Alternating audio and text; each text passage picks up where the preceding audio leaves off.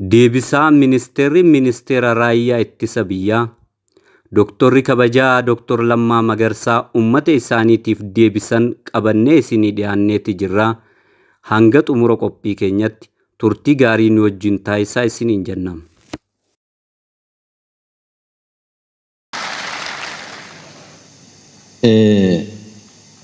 Waan takka deddeebistanii kan kaastan irratti yaada kennuun fedha. Waan Jawaar irratti tahee jedhamu kun maal jettanii kan isin kaastan ummanni keenya kan baruu qabu akka har'aa toon ta'in kaleessa jijjiiramni kun fiduudhaaf gaafa eegallu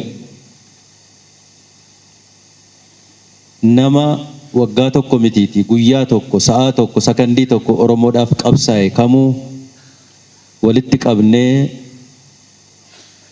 walitti makamnee wal qabanneetu tokkummaa Oromoo ijaarraa karaan keenya sana qofa jenneeti kan biyya ollaa jirullee kan biyya hambaa fagoo jirullee waammannee wabii walii taane humna walii taana humna dabalataa walii taana jenneeti wal affeerre wal waamne kanaan qofa qabsoon Oromoo kan cimuu danda'u tokkummaan Oromoo kan inni cimuu danda'u jenneeti.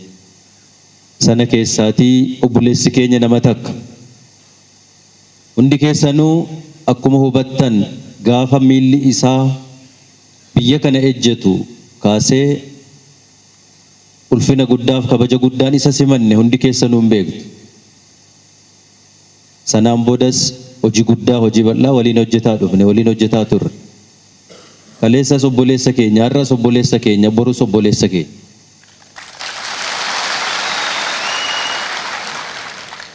Wanti tibbana kana ta'ee jedhamu poolisootaan halkan dhaqanii eegdota biraa kaasan kan jedhu dhageenye hundi keenya gaddinee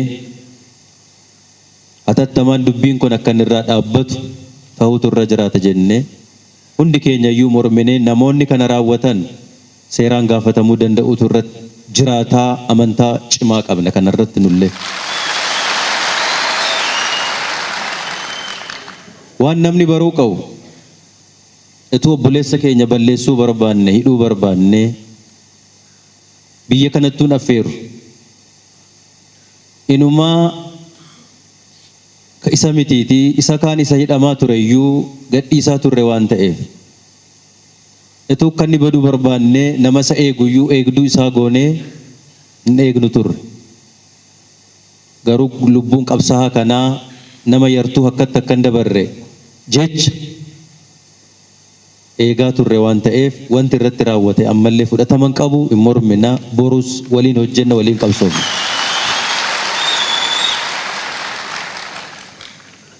Kanaafuu ummanni keenyas isinis akkasitti hubachuun gaarii. Bakka dogoggorreetti garuu wal mari'achuu qabna. Bakka dogoggorreetti wal sirreessuu qabna. Bakka dogoggorreetti wal gorsuutu nurra jiraata. Malee wal balaaleffachuun wal yakkuun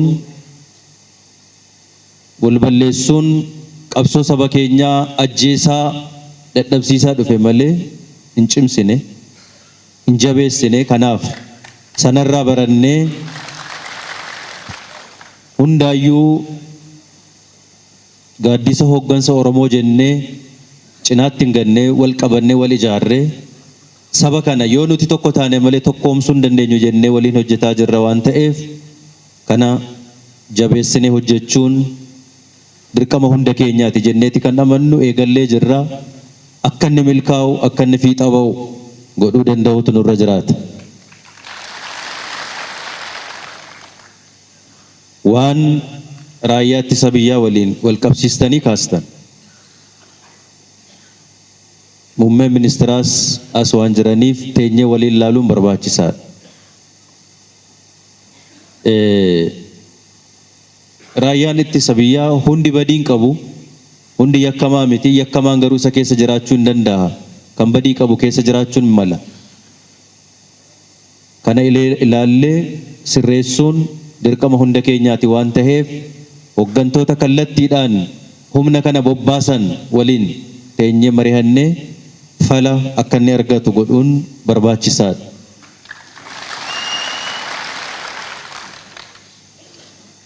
Kan magaalaa Harar, magaalaa Dirree Dhawaa rakkoo hedduu keessa ture, har'allee rakkoo keessa jiru. Dubbiin kun dubbii ulfaataa fi cimaadha. Ka magaalaa Hararii hanga tokko karaa qabsiisuudhaaf yaalamee jira. Rakkoon cimaan nurratti dhufaa jiruu fi uummata keenya illee haalaan dararaa jiru rakkoo magaalaa Dirree Dhawaati. Dubbii kana gadi teenye ilaallee maddi rakkoo kanaa, abbaan rakkoo kanaa, uummata kana kan dararaa jiru eenyu kan jedhu ilaallee fala kaa'uun barbaachisaadha. Yeroon isaas har'a waan ta'eef dubbii kanas yoo ilaallee gaarii ta'a jenneeti kan laallu.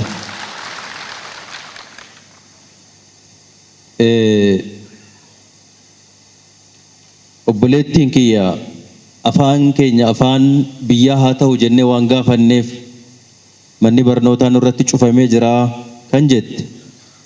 Bara kana keessa kun ta'uu isaatti hin gaddina. Afaan kun afaan kabajamaa uummata bal'aadhaan dubbatamu, afaan guddaadha. Kamis haa ta'u kam inni mana barumsaa har'a cufu soo jiraate nama dogoggore, nama karaarraa kaate, jaallannes jibbines afaan Oromoo afaan biyya kana hin ta'a.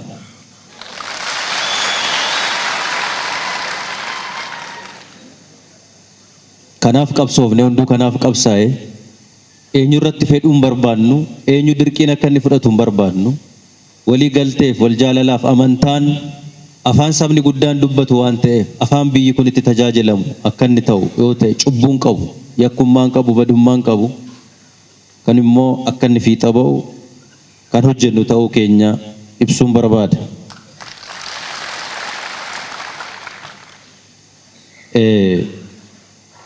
Egaa erga kana jenne rakkoon deddeebi'ee nurratti dhufu kun maaliif akkas tahaa? Kaleessas rakkoo ture, har'as rakkoo jira kan jettan dhugaadha. Kun waan haalamu miti. Rakkoon har'a nurra jiru rakkoo hanga kaleessaa miti. Hangi tokko nurraa furamee jira. Garuu har'as rakkoo keessa jirra. Akka Oromiyaatti rakkoo hedduu jira. Lixaanis yoo laalle, kibbaanis yoo laalle, giddu galas haa ta'u bahaan rakkoon kuni maali yoo jenne ammallee erga miila hiikkachuu jalqabneeti hidhaa ofirraa hiikkachuu eegalle malee xaxaan nurra jiru, shirri nurra jiru, dabni nurra jiru hedduudha, bal'aadha jennee kan nuti dubbannu qabatamaan waan nuyi har'a argaa jirru kana. Shira guddaatu nurratti deemaa ture, nurratti deemaa jira. Daba guddaatu nurratti deemaa ture, har'allee daba guddaatu jira. Sanatu nu hammacaa jira gamaaf gamana har'allee. Kun dagatamuu hin qabu. Kun akkamitti keessaa baana dhaabbannee wal mari'annee akkamitti ofirraa furreet miilla lamaan deemnee bakka barbaanne geenya kan jedhu dhaabbannee ilaaluu fi wal mari'achuu danda'uun, walitti dubbannee wal deeggarree wal gargaarree waliin hojjechuun baay'ee barbaachisaadha. Wanti biyya kana keessatti hubatamuu qabu, nus waa'ee tokkummaa lallabaa baane, waa'ee wal jaalalaa, waa'ee waliin jiraachuu biyya kanaa iyyaa baane. Maaliif biyya kanaaf sanatu ta'a jenneeti, sanatu fala jenneeti, sanatu mala jenneeti. Yoo kana jennu garuu nuti qofti waan tokkummaa hawwineef tokkummaan dhufuu hin danda'u. Waan nuti qofti jaalala hawwineef, lallabneef wal jaalalli dhufuu hin danda'u. Nami hunduu kan baruu qabu eenyus haa ta'u eenyu, kan Oromoo jaallatus kan Oromoo jibbus kan baruu qabu. Nuti biyya kana keessatti bar wal ulfina walii laanneetu, wal kabajneetu, wal qixxummaadhaan waliin jiraanna jenne malee wal tuffachaa waliin jiraanna hin jenne. Kun baramuu qaba. Eenyuyyuu har'an tuffachuu barbaada taanaan fudhataman qabu madaallii kamiin, ulaagaa kamiin. Har'as gabroonfataa kaleessaa nutti deebisuudhaaf hawwa yoo ta'e Oromoo fi Oromiyaa gidduutti fudhataman qabu iddoon qabu ta'uu hin danda'u. Nama hunduu kana baruu danda'utu irra jiraata. Barrisaaf jabannisaa irra darbee jira. Irra darbee jira. Dhaloonni har'a jirru dhaloota kana baachuudhaaf qophii qabnu miti nuti.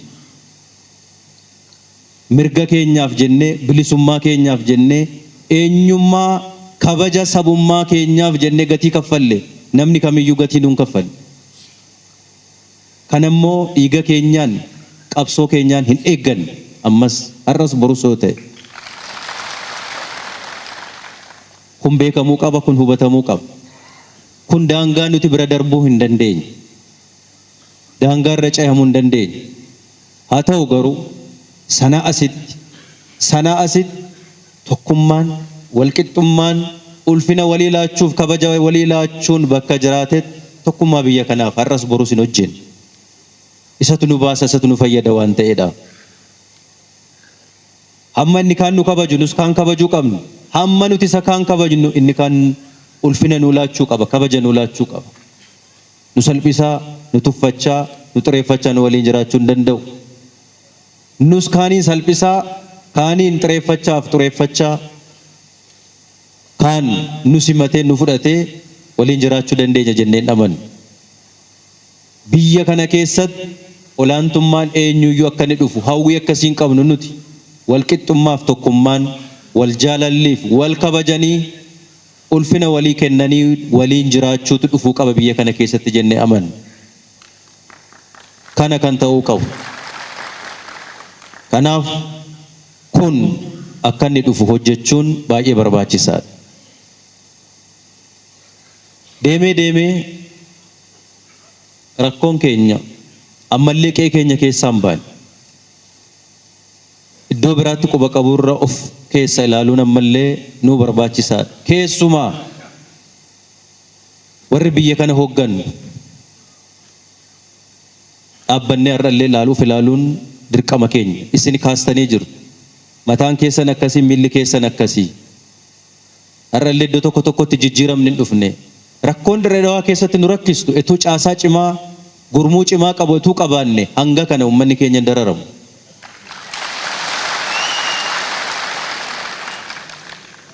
Magaalaa Dirree Dhawaa qofa otoo hin ta'in iddoo kaanitti illee dhukkubni jabduun har'allee waliin dhoksine. Isin dhoksuus kan nuti hin barbaanne dhukkubni jabduun har'allee nu keessa ODP keessa hin jirti.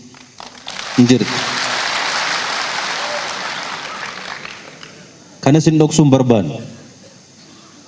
Halkan tokkotti dhukkuba keenya, xurii keenya ofirraa dhiqannee jirra jennee isin gowwoomsuu hin barbaanne. Dhukkubni jabduun hin jirti. Maaliif kaleessa gaafa qabsoo kana waliin qaban jalqabnu gaafa gadi baanee qaama falmuu qabnu lubbuu keenya laannee falminu kan waadaa walii galle as geenye dhaabbachuuf hin turre. Imaanaan isin nutti kennitan kana qofa hin turre. Imaanaa guddaa ture kan nutti laattan. Waadaa gurguddaa walii galle. Baay'een isaan raawwanne kan isin hin sobnu hin taane. Kanaaf ammallee dhaabbannee dhukkuba keenya hiikkachuu danda'u nurra jiraata. Gaafa lafti gubattu wal bira dhaabbannee gaafa lafti qabbanooftu deebinee wal dararra yoo taane waan kaleessaa daganneetu quuqamaa fi aantummaa saba keenyaa daganna yoo taane hin ta'u. Har'as abbaan barbaade kan inni hubachuu qabu. Wanti Oromoon hin feene nuti fe'uu hin dandeenyu, waan Oromoon hin jaallanne nuti jaallachuun hin dandeenyu, nuun malu hin ta'u. Kanan goone. Kanatti deebi'uun nurra jiraatan jennu.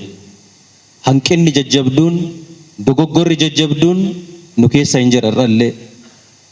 Hin jira.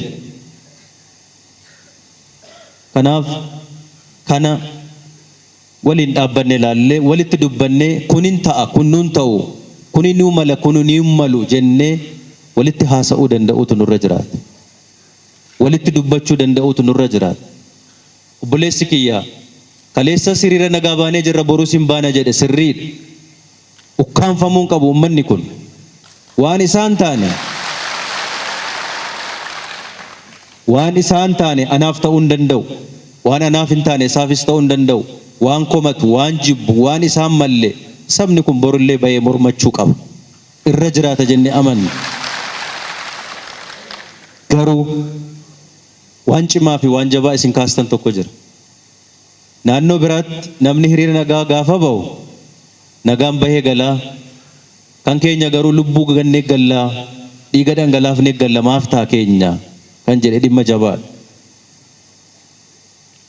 Haa morman, haa gaafatan, gaafa hiriira nagaa baanu, gaafa walitti qabannu tasgabbii cimaa fi of eeggannaa cimaadhaan godhuun garuu dirqama keenya.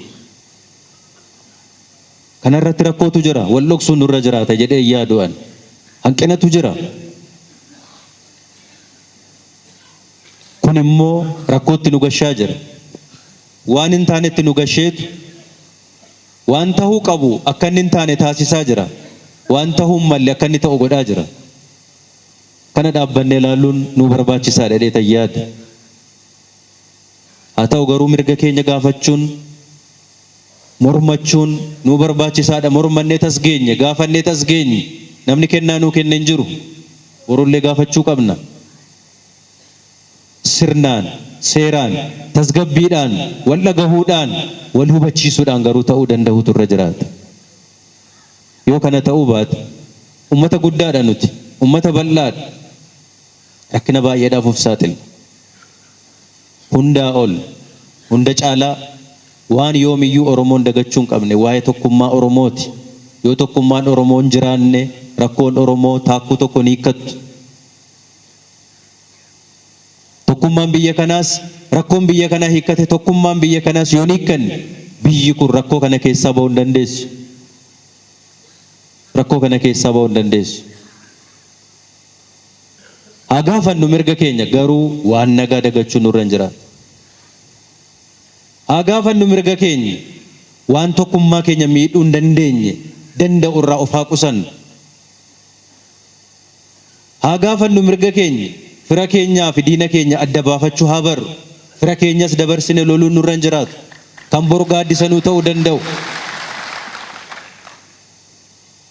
Yoo kana ofirraa of eegganne eenyu ta'e eenyu qabsoo Oromoo as ga'ee hin yaadda'ina. Qabsoo Oromoo fuuldura eenyu dhaabbachuu hin danda'u har'a. Eenyuyyuu fuuldura dhaabbachuu hin danda'u. Hireen qabsoo Oromoo jiraachuu fi dhabamuu lammaadhaan. Hireen qabsoo Oromoo jiraachuu fi dhabamuu Dr. Abiyyiin kan murtaa'u miti. Miliyoonotatu qabsaa'ota miliyoonotatu jira waan ta'eef.